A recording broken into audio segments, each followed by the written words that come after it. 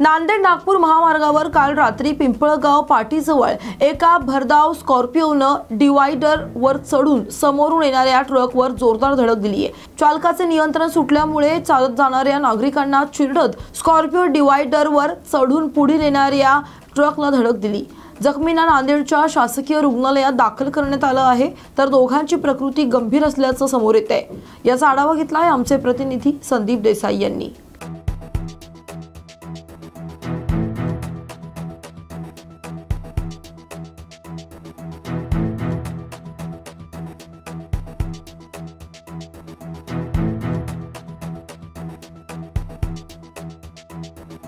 आमदार डॉक्टर संजय कुटे यांचा अनोख्या अंदाजात होळीच्या दिवशी सायकलवरून जळगाव जामोद येथे फेरफटका मारतानाचा व्हिडिओ सध्या सोशल मीडियावर व्हायरल होतोय।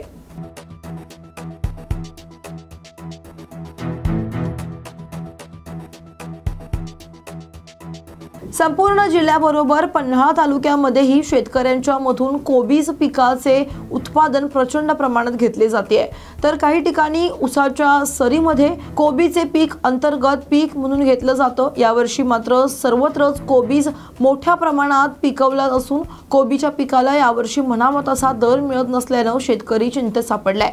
बाजारामध्ये 20 रुपयाला विकला जाणारा कोबी सध्या 5 ते 7 रुपयाला मागितला जातोय। त्यामुळे कोबीच्या पिकाच्या लागणीसाठी केलेला खर्च त्याबरोबरच त्याच्या सोबत औषध फवारणीचा खर्च पाहता यावर्षी कोबीचे उत्पादन शेतकऱ्यांच्या अंगलठी आले।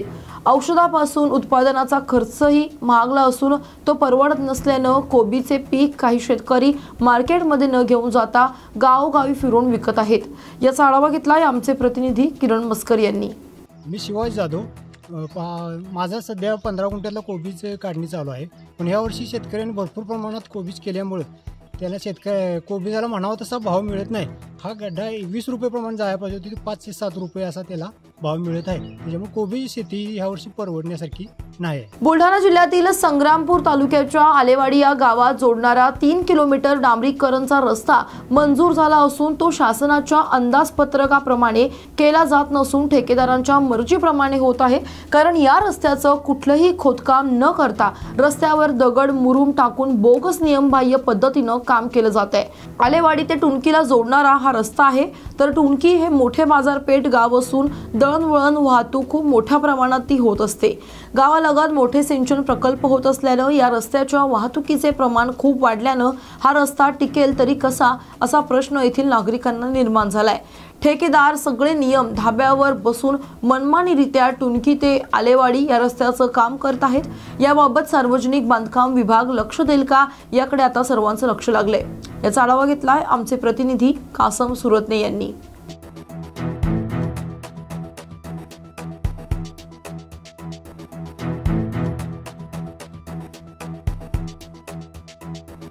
नागपूर येथील विष्णू मनोहर यांचे काही दिवसांपूर्वी फेसबुक अकाउंट अमेरिकेतून हॅक झालं होतं, त्यामुळे त्यांना खूप मनस्ताप सहन करावा लागला होता। त्यांचे फेसबुक पेजवर अश्लील व्हिडिओ फोटो टाकले जात होते। आता अथक परिश्रमानंतर त्यांचे फेसबुक अकाउंट रिकव्हर करण्यात आले, अशी माहिती त्यांनी स्वतः एका व्हिडिओच्या माध्यमातून दिली आहे। तुमच्या पाठिंब्याबद्दल आणि शुभेच्छांसाठी मनापासून धन्यवाद। आमचे मास्टर रेसिपी पेज यशस्वीरित्या पुनर्संचयित झाले आहे हे सांगताना आम्हाला आनंद होतोय। यामध्ये माध्यमांच्या सहकार्याने महत्त्वाची भूमिका बजावली असल्याचं ते म्हणाले। याचा आढावा घेतलाय आमचे प्रतिनिधी पंकज जोशी यांनी। नमस्कार, धुळवडीच्या सगळ्यांना खूप खूप शुभेच्छा। मी विष्णू मनोहर। आजची ही धुळवड किंवा होळी रंगपंचमी ही जन्मभर आठवणीत राहील, कारण गेल्या काही दिवसापासून आपलं मास्टर रेसिपीजचं जे पेज होतं ते हॅक केलं होतं आणि बराच अभ्यास करून त्यांनी त्याच्यावर मंथन करून खूप घाणेरडे अश्लील असे व्हिडिओ आणि फोटो टाकायला सुरुवात केली होती, आणि जेणेकरून आपल्या पेजची आपल्या नावाची बदनामी होईल। पण शेवटी तुमच्या सगळ्यांच्या ज्या माझ्याप्रती प्रेम आहे तुमचं, त्याच्यानंतर सगळे जे वेलविशर्स आहेत, त्याचबरोबर मीडिया प्रेसवाले यांनी हे प्रकरण उचलून धरलं आणि नंतर सगळ्यात महत्त्वाची मोलाची मदत जी ठरली ते आमचे मुंबईचे निलेश मिश्राजी, त्याच्यानंतर डी देशपांडे, आमच्या ईपी प्राजक्ता शहापूरकर पै, त्याच्यानंतर मंगेश तितरमारे, ही सगळी मंडळी याच्यावर सगळी लक्ष ठेवून होती, काम करत होती आणि शेवटी ते पेज आपल्याला परत मिळालं। आणि पुन्हा नवीन नवीन छान छान व्हिडिओज टाकू. आणि जी मंडळी सोडून गेली असतील, अनफॉलो ज्यांनी केलं असेल त्यांनी प्लीज फॉलो करा. पुन्हा परत या. मी पण पुन्हा परत आलो आहे आणि पुन्हा एका नवीन सुसंस्कृत श्रीमंत अशा खाद्यसंस्कृतीला सुरुवात करू. धन्यवाद. पिंपळगाव येथील श्री दत्त संस्थानाच्या वतीनं आयोजित श्री शिव महापुराण कथा व 108 कुंडी विश्वशांती दत्त योग सोहळा दिनांक 6 ते 13 मार्च दरम्यान मोठ्या भक्तिभावानं पार पडणार आहे. या अद्वितीय, अलौकिक आणि अविस्मरणीय सोहळ्यात सुमारे 14 लाख भाविकांनी कथा, कीर्तन व महाप्रसादाचा लाभ घेतला. तर 2800 दाम्पत्यांनी विश्वशांती दत्त यामध्ये सहभाग नोंदवला. या सोहळ्यासाठी हजारो साधू, संत, शिवाचार्य, महंत तसेच हिंदू धर्मातील शैव, वैष्णव आणि दत्तपंथीय एकत्र आले होते. तर बालयोगी गजेंद्र महाराज यांच्या काल्याच्या कीर्तनासाठी विदर्भ, मराठवाडा तसेच तेलंगणा, आंध्र प्रदेश आणि कर्नाटकातून मोठ्या संख्येनं भाविक दाखल झाले. मंडपाची जागा अपुरी पडल्यानं हजारो भक्तांनी मंडपाबाहेर बसून कीर्तनाचा आनंद घेतला. तर सोहळ्यादरम्यान दररोज लाखो भाविक महाप्रसादाचा लाभ घेत होते. सांगतेच्या दिवशी विशेषतः 100 क्विंटल शुद्ध देशी गीर गाईच्या तुपातील बुंदी प्रसाद स्वरूपात वितरित करण्यात आली. तर चपाती, वरण, भात, भाजी आणि गोड पदार्थ असा भरगच्च महाप्रसाद रोज 85 क्विंटल पिठाच्या चपात्यांसह बनवण्यात आला. यंदाच्या उन्हाळ्याच्या पार्श्वभूमीवर 11,000 भाविक भक्तांची आरोग्य तपासणी करण्यात आली आहे. तर जिल्हा शल्यचिकित्सक डॉक्टर नीलकंठ भोसीकर यांच्या मार्गदर्शनाखाली डॉक्टर रामेश्वर भाले व त्यांच्या टीमनं दवाखाना आणि ॲम्ब्युलन्सची सुविधा उपलब्ध करून दिली आहे. याचा आढावा घेतलाय आमचे प्रतिनिधी गंगाधर पडबळे यांनी.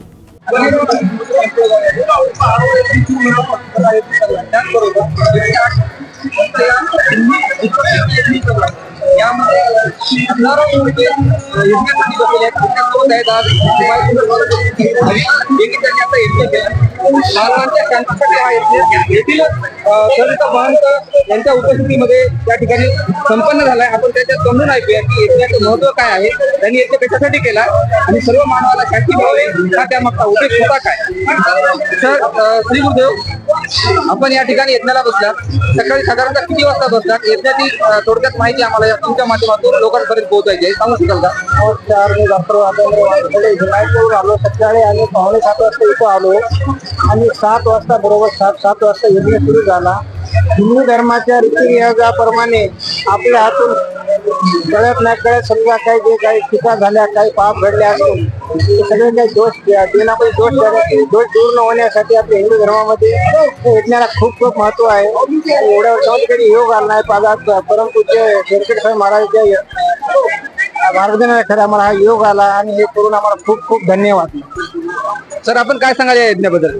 यज्ञाबद्दल सांगण्याच्या अगोदर मी हे सांगेल की परमपूज्य व्यंकट महाराजांनी आत्ताच जो कुंभमेळा झाला, त्या कुंभमेळ्यानंतर सर्व संत महंत या ठिकाणी पिंपळगाव आणि महाराष्ट्र क्षेत्री आणून या ठिकाणी दुसरा कुंभच भरवला आणि सर्व जे कुंभमेळ्याला गेलेले लोक होते त्या सर्वांना संत महंताचं दर्शन झालं आणि महाराष्ट्रावर कोणतंही अरिष्ट ओढू नये या दृष्टीने हा पुण्यकर्माचा यज्ञ झाला. त्या यज्ञामध्ये आम्ही दररोज 400च्या वर लोक या ठिकाणी यज्ञाला बसत आहे. 408 लोक बसत आहोत. या ठिकाणी 8 दिवसाचा हा यज्ञ आहे आणि या यज्ञातून सर्व महाराष्ट्रावर संत महंताची कृपा हो, देवदेवतांची कृपा हो आणि कुठलंही अरिष्ट येऊ नये हीच सदिच्छा. योगायोगानं आम्हाला बरेच दिवसापासून आमची इच्छा होती यज्ञाला बसण्याची, पण योग आला नाही. पण आज परमपूज्य बाबूच्या आशीर्वादामुळे आज आम्हाला यज्ञाला बसण्याचा योग आला. कारण हिंदू धर्माच्या रीतीरिवाज, हिंदू धर्मामध्ये यज्ञाला खूप महत्व आहे. कारण जाणते न जाणतेपणी आपल्या हातून कधी अघटित घटना घडतात किंवा पाप होते. जे काही अघटित घडले पाप नष्ट होण्यासाठी या यज्ञाला खूप महत्व आहे आणि या यज्ञावरून पाप जाते असं समजतात. याच्यावरून आपल्याला त्यामध्ये जे काही दोष असतात ते निवारण होतात आणि हा परमपूज्य बापूमुळे आम्हाला हे सर्व घडलं. आणि मला सर्व या यज्ञामध्ये एवढंच म्हणायचं मला की महाराष्ट्रातील जनता या यज्ञाला सुखी हो. श्री बालयोगी व्यंकट स्वामी यांच्या कल्पनेनुसार आज पिंपळगाव येथे फार मोठ्या प्रमाणामध्ये यज्ञ आहे. यज्ञ झालेला आहे. यज्ञ सुरुवात आहे. आज 6वा दिवस आहे, उद्या 7वा दिवस आहे. यज्ञ ठेवण्याचं एकच कारण की या महाराष्ट्रामध्ये शेतकऱ्यावरचं संकट दूर जावं आणि या महाराष्ट्रातला सर्व शेतकरी सुखी राहावं अशी या यज्ञाच्या मार्फत मी ईश्वर प्रार्थना करतो। आणि माणसं आणि आपण या महाराजाच्या व्यंकट स्वामी महाराजाच्या आशीर्वादामुळे त्यांना सुद्धा या यज्ञामुळे एक मोठं बळ येऊ आणि त्यांच्या हातून असेच कामं होत आणि त्यांच्या आशीर्वादामुळे आपण सर्वांनी जिल्ह्यातील नांदेड जिल्ह्यातील मराठवाड्यातील जनतेला त्यांच्या आशीर्वादामुळे आपण सुखी गोविंदाला नांदावं हीच या यज्ञाच्या माध्यमातून माझी कल्पना आहे, मी दाखवतो। 6वा दिवस आहे। परमपूज्य बाळयोगी गौस्थल व्यंकट स्वामी महाराजांच्या प्रेरणेनुसार हा भव्य आणि दिव्य कार्यक्रम आपल्या सर्वांच्या सहकार्यानं चालू आहे। आणि मानवाला आपल्याला एकदा जन्म झाल्यानंतर आपण काय केलेले पाप कृत्य करण्याकरता कमी करण्याकरता आपल्याला यज्ञाची आवश्यकता आहे। आणि महाराजाच्या या कृपेमुळे या भागातील सर्व जनतेला या यज्ञाचा लाभ होत आहे। आणि हा लाभ म्हणजे आपल्या मनाला शांती देण्याकरता आणि आपल्या मनाला समाधान करण्याकरता ही यंत्र आहे। आणि सर्वाला शांतता धन सर्व या यंत्रामुळे सर्व गोष्टी मिळतात, मानसिक सुद्धा समाधान मिळतं, म्हणून हे यज्ञ चालू आहे। या यज्ञास आज 6वा दिवस असल्यामुळे बरेच लोक येत आहेत आणि हा महाकुंभाच्या हिशोबाने हा कार्यक्रम चालू आहे। आणि या सर्वच श्रेय आदरणीय आमचे परमपूज्य व्यंकट स्वामी यांना आहे आणि त्यांच्या सूचनेनुसार सर्व लोक त्यांना सहकार्य करत असल्यामुळे हा भव्य आणि दिव्य कार्यक्रम इथे होत आहे। मी सौभाग्यवती उषा गजानन बेलुरे। गुरु ब्रह्मा गुरु विष्णू गुरुर्देव महेश्वरा गुरु साक्षात परब्रह्म तस्मै श्री गुरुवे नमः। आज आपल्या या पावन भूमीमध्ये व्यंकट स्वामीजींनी अतिशय सुंदर असा सोहळा फार दिवसापूर्वी नियोजन करून एक महिन्यापूर्वी नियोजन करून आपल्याला हा भव्य दिव्य सोहळा पाहण्यास भेटत आहे। आज आपलं अहोभाग्य, आपलं कुठेतरी प्रारब्धामध्ये चांगल्या कर्माचं हे आपल्याला आज फळ भेटलेलं आहे की महाराजांमुळे आज आपल्याला हा यज्ञ दत्तयाग यज्ञ करण्याचं भाग्य भेटलेलं आहे। आपल्याकडून जे काही कळत न कळत पाप होत असतात त्या पापाचे कुठेतरी पुण्यामध्ये रूपांतर व्हावे यासाठी आपण या कलियुगामध्ये नामस्मरण तर आहेच, पण यज्ञाच्या मार्फत आपल्याकडून जे काही पाप कर्म होत असतात त्याचं पुण्यामध्ये रूपांतर होण्यासाठी आपल्याकडून आपल्या या गुरूंनी ही पुण्याची सेवा करून घेतलेली आहे। आपण जे यज्ञामध्ये स्वाहाकार करतो त्या स्वाहाकारामार्फत आपण जे काही पाप कर्म करतो ते आपले सर्व पाप कर्म स्वाहा होत असतात। असा हा भव्य दिव्य 6व्या दिवसाचा यज्ञ सोहळा आपल्याला हा आज करण्याचं भाग्य भेटलेलं आहे। आपल्या या पिंपळगाव नगरीमध्ये काशी, अयोध्या, वृंदावन आपण जिथं जाऊनही महाराजांचं आपल्याला दर्शन होणार नाही। आपल्याला आज व्यंकट स्वामीजींमुळे या प्रयागराज काशीचं महाभाग्य भेटलेलं आहे। माझं नाव विश्वास देशमुख घोडचकर। मी नांदेड येथे श्री दुर्गा पाठशाळा आमची चालते, गेली 35 वर्ष चालते। त्यातून आजपर्यंत हजारो विद्यार्थी संस्कृत, याज्ञिकी, पुराण, वेद आणि शास्त्र यांचं शिक्षण घेऊन निघालेले आहेत। पूज्य बाबाजी म्हणजे बालयोगी व्यंकट स्वामीजी यांनी सर्वात पहिल्यांदा माझ्याशी संपर्क साधला आणि सांगितलं असा असा आपल्याला मोठा यज्ञ करायचा आहे, त्याचं प्रमुख पद तुम्ही स्वीकारायचं आहे। तर त्या संबंधी मी म्हणलं काही हरकत नाही, त्याप्रमाणे आमचे सर्व सहकारी आणि आम्ही या ठिकाणी आलो। आता आपण जेव्हा असं बघतो की महाकुंभ परवात झाला, पूज्य बाबाजी पण गेलेले होते, जे बालयोगी स्वामीजी पण गेलेले होते, त्यांनी आम्हाला सांगितलं की इथं महाकुंभ निर्माण झाला पाहिजे। तो महाकुंभ कसा, तर या ठिकाणी गोभक्ती आहे, म्हणजे गोशाळा इथं फार अत्यंत सुंदर आहे। त्यानंतर गुरुभक्ती आहे, सुंदर अशा प्रकारच्या या ठिकाणी दत्तात्रेयांचं मंदिर आहे आपल्याला माहिती आहे। आणि वेदभक्ती आहे, म्हणजे हा जो सगळा यज्ञ जो आहे त्रिवेणी संगम ज्याला म्हणता येईल, म्हणजे वेदभक्ती हा संपूर्ण यज्ञ जो आहे हा वैदिक पद्धतीने चालू आहे। म्हणजे अशा तऱ्हेने गोभक्ती, गुरुभक्ती आणि वेदभक्ती अशा प्रकारच्या त्रिवेणी संगमावर जणू काही हा महाकुंभ या ठिकाणी होतोय। आता यज्ञाच्या संबंधी सांगत असताना गीतेमध्ये त्यांनी फार सुंदर सांगितलेलं आहे, सहयज्ञा प्रजा सृष्ट्वा पुरोवाच प्रजापती अनेन प्रसविष्यध्वम एषवोत स्विष्ट कामधूक। प्रजापतीने म्हणजे परमेश्वराने ही जी प्रजा निर्माण केली त्या प्रजेसोबतच यज्ञाला पण निर्माण केलं। मग यज्ञाला निर्माण कशा करता केलं तर या प्रजेच्या अन्नपानाची सर्व व्यवस्था जी आहे ही या यज्ञाच्या मार्फत व्हावी अशा प्रकारची योजना त्या ठिकाणी होती। आणि म्हणून आपण जेव्हा श्रौत यज्ञ बघूत किंवा स्मार्त यज्ञ बघूत त्या दोन्ही यज्ञामध्ये आपल्याला वेगवेगळ्या फलांच्या उद्देशाने केले जाणारे यज्ञ आपल्याला बघायला मिळतात। आता प्रश्न आहे की हा जो अष्टोत्तर शत म्हणजे 108 कुंडांचा या ठिकाणी महायाग दत्तप्रभूंचा याग जो आहे आपण या ठिकाणी करतोय त्याचं प्रयोजन काय तर त्याचं प्रयोजन एवढंच आहे, पूज्य बाबाजींनी आम्हाला सांगितलं, एकतर विश्वामध्ये सध्या जी प्रचंड अशांतता निर्माण झालेली आहे आपण बघतोय की वेगवेगळ्या अराजकता माजल्यासारखी झालेली आहे। बाप मुलाला ओळखत नाहीये, सून सासूला ओळखत नाहीये, मुलीचं आणि त्या ठिकाणी बापाचं पटत नाही, म्हणजे अशा तऱ्हेने गुरु शिष्याचं नातं उद्ध्वस्त झालेलं आहे। ते सगळं व्यवस्थित व्हावं।